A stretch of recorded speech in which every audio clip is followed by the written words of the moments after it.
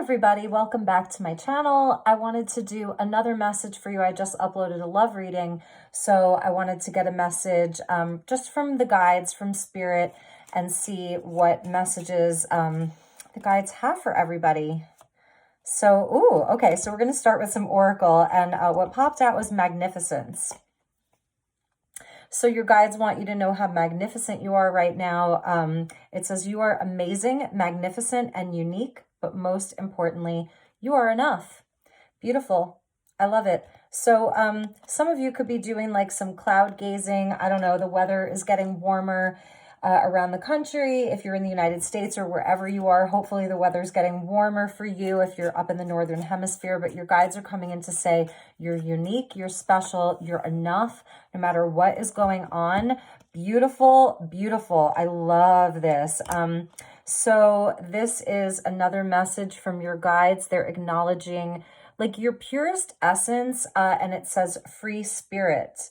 So they want you to know to be a free spirit is to float without walls, to fly without judgment, and to love without conditions. So there's something about being free, just like that energy of knowing that you're enough. It lightens your load, right? It makes you feel freer, like you can fly, that you don't have to have so many judgments on everything. It's freeing yourself. It's lightening your energy, and loving without conditions. That is our purest state, right? Is loving without conditions. So anyway, the last one is inner worlds. Your external world is a reflection of your inner world. So it really is cultivating what's going on within us. It's nurturing that. It's nurturing the energy of being a free spirit, like the way that children are just naturally free.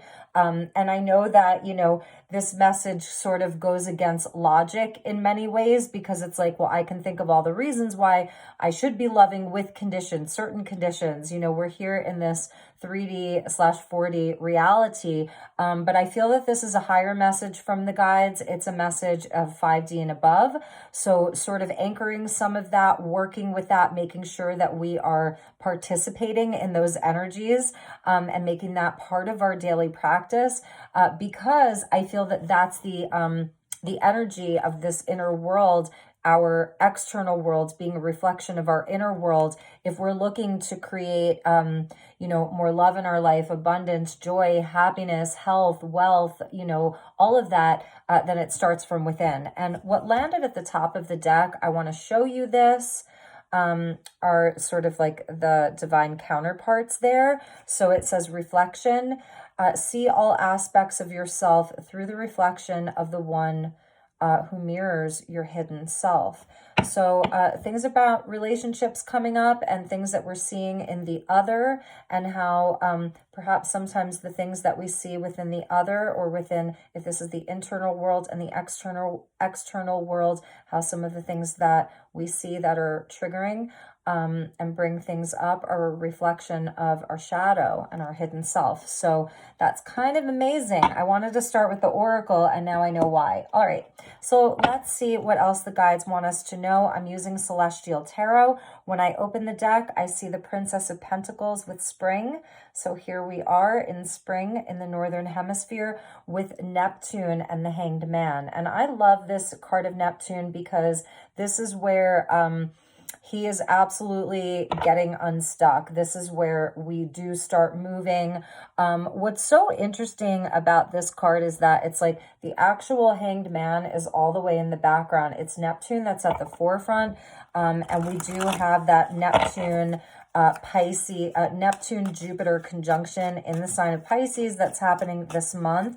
So there's definitely a nod to dreaming big, you know, moving forward with our dreams, getting unstuck. The time for sacrifice and surrender is over. Let's get this party started. Okay, so we're getting, and I'm using reversals. So, and you know, I don't always do that, but this deck actually, this is sort of like my little mini like workspace / altar space. It's like my everything space. Sometimes I eat my meals here. I drink my coffee here. And it has a very sacred things around it. Some of you have seen it when I turn the camera the other way. In any event, this is the deck that's always out for me. So I use this deck as my working deck pretty much daily, so I keep reversals in it. So we're getting the Six of Cups in the reverse and the Two of Wands. And this is kind of like exactly what I was talking about. Like, let's get unstuck. Let's get this party started. Let's get on the path. Let's choose the path. Let's be decisive. Let's take action. And let's move on from the past. Let's let it be in the past. Let's heal it. This is where, in the Six of Cups reverse, it's like the inner child is just crying to come out and play. The inner child wants to come out and play, wants to forgive, wants to let go of things from the past. And the Two of Wands is actually the sun in Aries. So this is in real time here, the Two of Wands. So, there may be some sort of hesitation right now to start something new, to take action around something specific. For some of you, it may be around making amends with somebody, having a conversation, healing inside of a relationship. Six of Cups can indicate past life relationships too. And so there may be something around some of your relationships. They go way back. It's childhood stuff. And just sort of like moving on from that and, moving forward, moving into the future. It's really beautiful. And it's so funny because these two wands here, if you can see them, they remind me of the saguaro cactus. And I live in Sedona. I'm, near enough to the Sonoran Desert where all the saguaros are.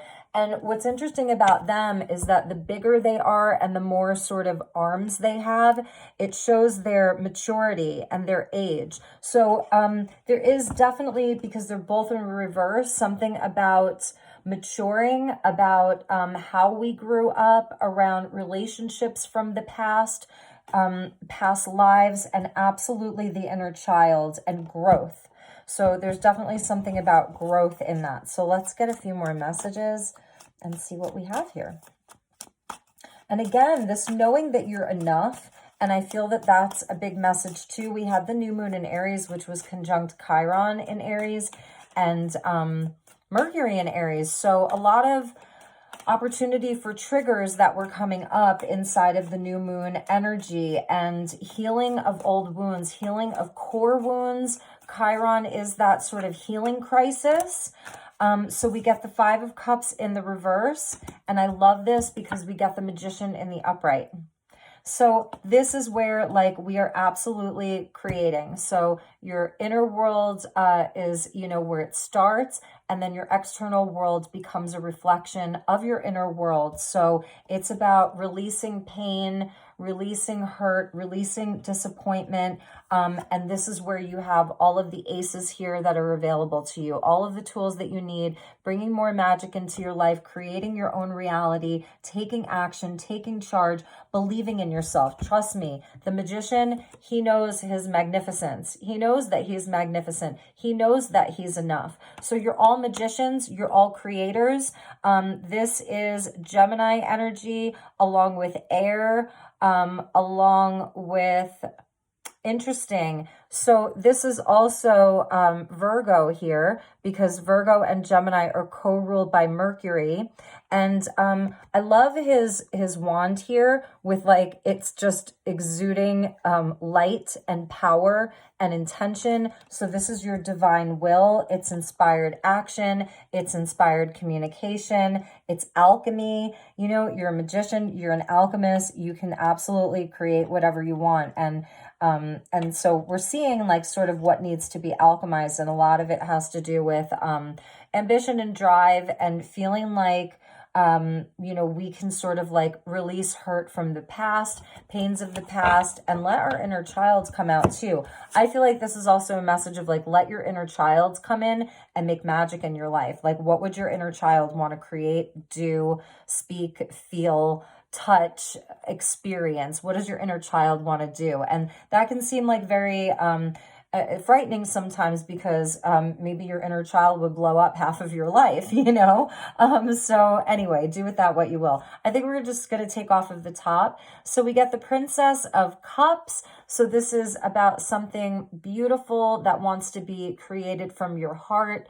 The heart's coming in. The pages or the princesses are about renewal and being rebirthed. And also because this is the energy of autumn, it carries with it what you can release and what you can let go of, and also that there is change happening, you know. So if anyone's tuning in from the southern hemisphere, you're in autumn right now, the very beginning of autumn. So it's also, you know, that yes, things are changing, we're changing. Maybe what we desire is changing, based on, you know, disappointments, hurt, loss, something from childhood, past lives. We're experiencing things differently now because the world has changed. And so it's also that as the world changes, then we change internally. And it's this never ending cycle of as within, so without, and as without, so within. So it's our interconnectedness with both ourselves and our environment. And then we get the Queen of Swords in the reverse. So let's see, she came out in the love reading that I did. And the Three of Cups. Interesting. So I'm feeling that this is also around like truth and integrity inside of relationships. So, you know, about having connections in our life, like our relationships, because that's a ship there. All of our relationships, that they be relationships that are fair and balanced and honest and truthful and in integrity. Queen of Swords in reverse can be, you know, it's in this deck, it's Aquarius and fixed air. So it's sort of very, you know, one-sided, and so I think we're reevaluating a lot of friendships along the way and all of the ships that we find ourselves in, and that they be reciprocated, they be balanced, they be honest, sort of that they be real. So some of you could be transitioning away from people and situations in your life that you're just not connecting with anymore. So with all these falling leaves here, you know, about releasing those, and then that creates space. When you release things, it creates space. For some of you, you're just doing like a spring cleaning. You're getting rid of old stuff. You're looking at your stuff and you're like, how does this help me along my path? You know, I don't need this. The twos are always about deciding between two things. The Five of Cups, yeah, I'm looking around at some of this stuff and it's just bringing me grief. It doesn't even make me happy. So it's lightening your load a bit, lightening your ship so that you can move along a little bit faster. You can pick up the pace in your life is something that I'm seeing here. And this is Cancerian energy. I believe with Mercury. I think this is Mercury in Cancer. So it's also like inside of your relationships and communication, that everything, that it feels safe, you know, that it's sort of like where you feel comforted, the mother energy coming in, because I'm feeling the inner child. Now I'm sensing that the mother is around. So it's also how are you nurturing yourself? What feels nurturing and beautiful for you? What makes you feel like there's safety, compassion, and honesty? Who in your life feels compassionate with you, feels, you know, like in a beautiful place? Yes, because here's the Taurian energy with the Hierophant and the Four of Pentacles. And I think that one was in reverse with the Eight of Pentacles. So this is beautiful. This is showing, this is so interesting. This is such an interesting Hierophant card. So we see the bull there, you know, the bull of Taurus the bull, and it's decorated because it's so highly revered. So there's something about reverence for the feminine, because this would be like the Empress here. It's almost like you're getting the Empress and the Hierophant together. So there's this beautiful reverence for the feminine. And it's in the background that we see the High Priest. And actually in this deck, it's a nod to Aleister Crowley, who created the Thoth system, you know, of tarot, and was sort of the pioneer of occultism. And people look at him in very different ways. A lot of shadow with him, but also a lot of light with him. It's twofold with him. So there's the duality. And inside of this Hierophant, it's like a reverence for the feminine here, that is a true part of the spiritual path, and revering life, you know, revering the things in the physical world. That's the Empress. And this is Venus in Taurus. So that's amazing. I feel that there's this huge, like it's not a goal, but it's like a calling, a pull. There's a magnetic pull to be in a place of abundance and to be in a place of wealth and growth that reveres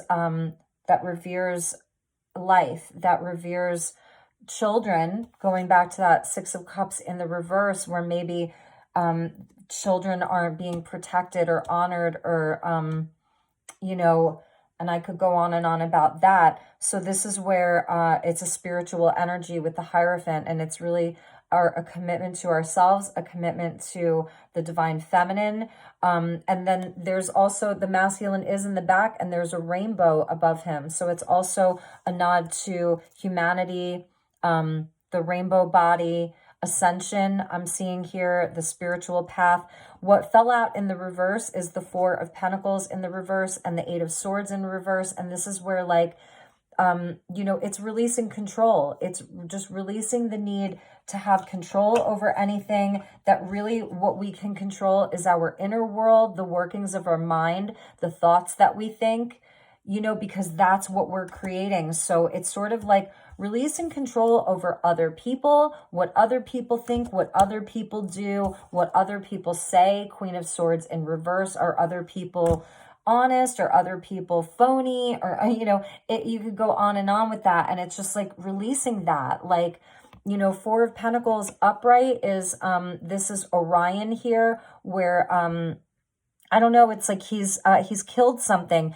It's the caveman energy. It's so interesting because he has the, like in the Flintstones, and he's killed an animal. So about survival and the primal man, and then the energy of Orion, where many of the wars were fought, the spiritual wars in Orion, a lot of polarity and duality there, and a lot of war that happened there. And then the Eight of Swords, I love this. This is Canis Major. So we see here the dog, the domesticated dog, and this is the boxer.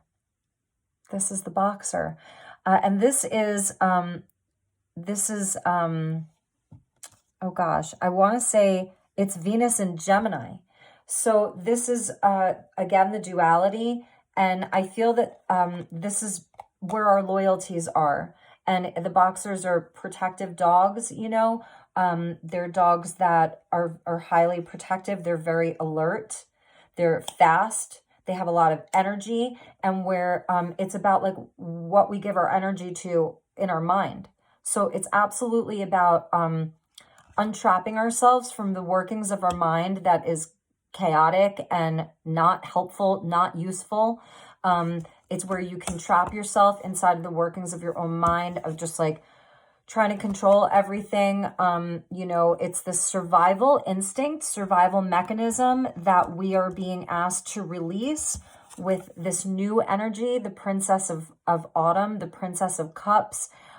Beautiful love. So this is fall. So it's the energy of fall. Etched on this cup is Virgo, Libra, Libra, Scorpio, Sagittarius.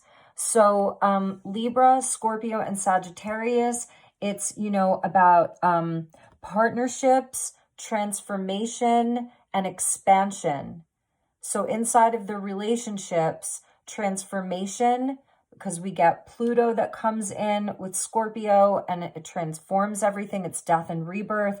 And then with Sagittarius, you get Jupiter that comes in, and there's growth and expansion, and like higher wisdom. And it also goes back to our faith and beliefs. So I feel like a lot of this is just sailing on from things that no longer serve. And I could have just said that, but this deck is so magnificent. There's so many messages in this deck. So, all right, let's check the bottom, and then we'll get some messages from the angels.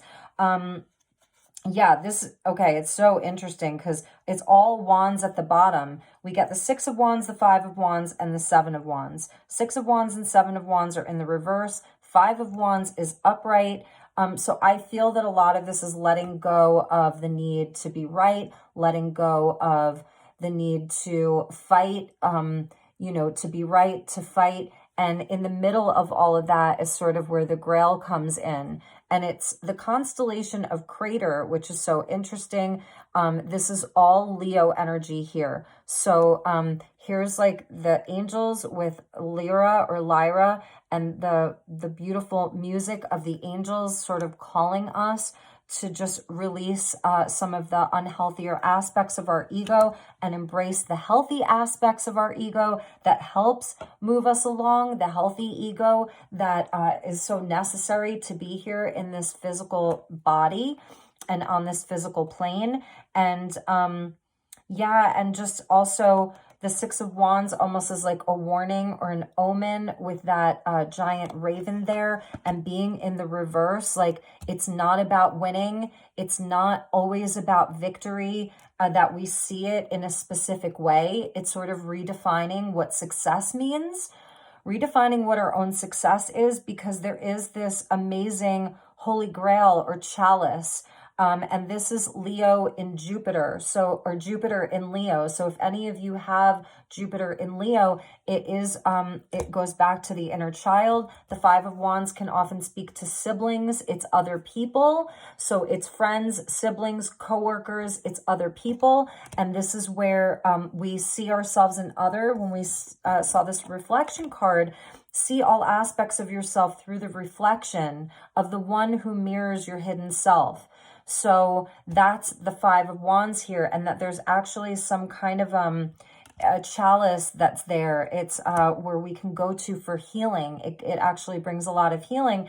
And the crater energy, I'm thinking of the crater on the moon where there's an impact. So it's not so much about like, is this was this situation all love and light? Was it easy and graceful and flowing, or was there so much challenge inside of it? It's more so about what has the biggest impact on you. And not that we want to keep repeating the same lessons because we want to ascend, or maybe we don't have to keep relearning the same lesson because we didn't fully learn it, without putting too much pressure on ourselves. But the crater is just speaking to me about impact. So what has been impactful for you? And reflecting upon that, it's our own inner reflection, and then moving forward. Okay, so I hope that this is making sense. I feel like I'm not even sure, but that happens sometimes when I'm channeling. So, all right, let's get some angel messages and see what the angels want you to know. These wanted to come out. You already know. Okay, so you are your own best guide. You're your own best intuit. Share your wisdom coming out. They're looking at one another. So there is this sort of partnership here. You know, this is the other. All of the books, all of the wisdom, that's what this is all for. We're all here learning so much. And there is sort of like there is like a humility here. So I'm feeling like even with her having her hands on her hips, like, well, I know what I'm talking about. And then she's humbly coming to someone with some of her knowledge. So that may be a dynamic that some of you are dealing with. You have this knowledge. It's close to your heart. You know, she's wearing it very close to her heart. She has one dark wing and one light wing. So it's the polarity that she carries the polarity with her. It's not, she's not just bringing all of the higher knowledge, but she's also been through the lower aspects too. So she has a lot of wisdom, and there's a humility that's with her. So if you're coming up against some of these energies with someone's hand on their hips and, well, I already know, then you know that it's not being received, and you can move on from that. And that's okay. It doesn't have to hurt your pride.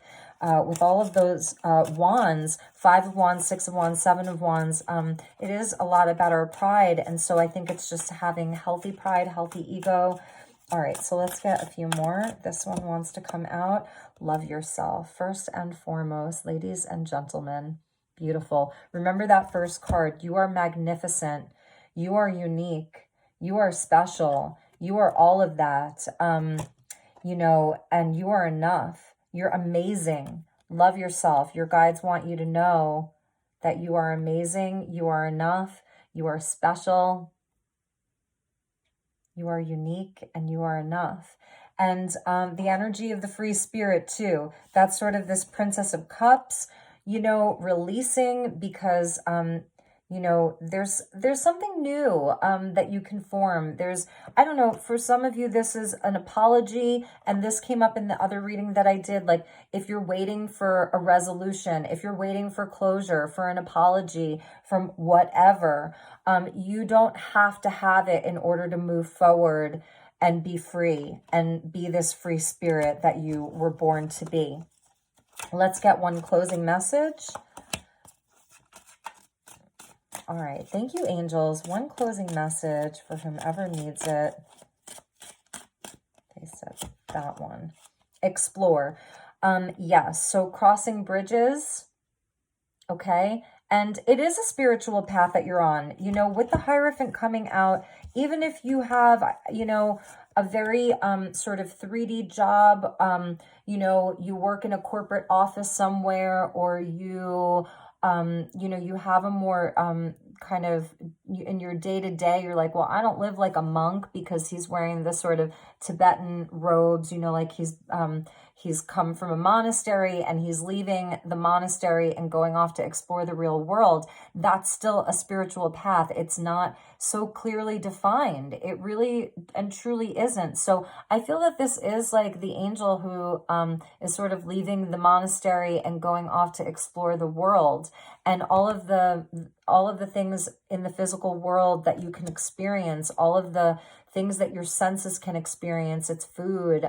That's sort of this Taurian energy. Venus in Taurus is enjoying all of the things in life that are sensual, food and clothing and, you know, luxurious things. And it's not about the money, but just, you know, it could be laying in the grass with the breeze blowing around your body, and it just, all of your senses are alive and all of the hairs sort of stand up and you feel alive. It's getting physical, and it's that there's so much spirituality in that the physical world is spiritual in nature. Gaia is a spiritual being. Terra is a spiritual being. So I think there's something about that too, you know, about sort of, it doesn't have to be this huge grand thing. It's also about things that are very simple and enjoying all of that. So, all right, you guys and gals, that was the message.